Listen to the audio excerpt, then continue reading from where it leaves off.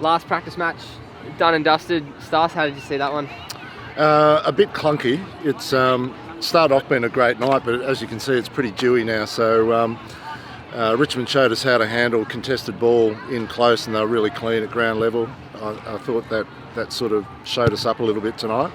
We had a really poor second quarter where we were, I think, minus 32 possession-wise for the quarter, which is pretty poor. But the response after half-time was great. Our team know how to fight and know how to persevere, so all of those traits were on display at the back end of the game, which was pleasing. Nice to kind of get a little dry run, I guess, in a really tight, close game late. Obviously had a few of those last year, won or lost by less than a goal.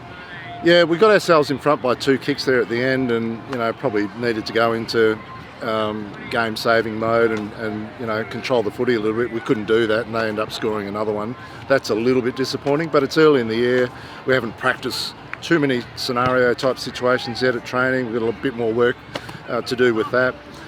So, all things considered, after what it looked like at half-time with our poor second quarter, it was actually good to respond the way we did.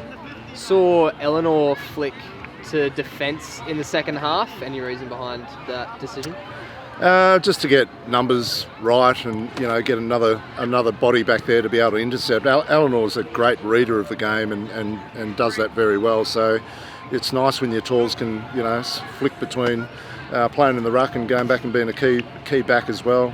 We knew we only had half a game into Bree Conan tonight, so we came in knowing that. It was just nice we knew Eleanor had played there, so it was good to put her back.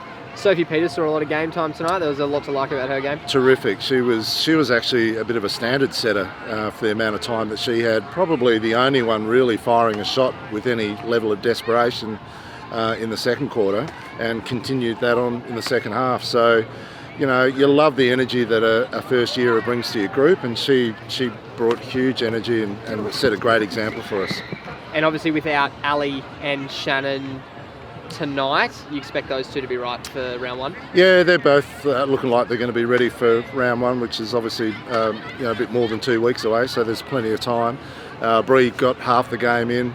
So there's some good outcomes in terms of what it might look like in a couple of weeks' time.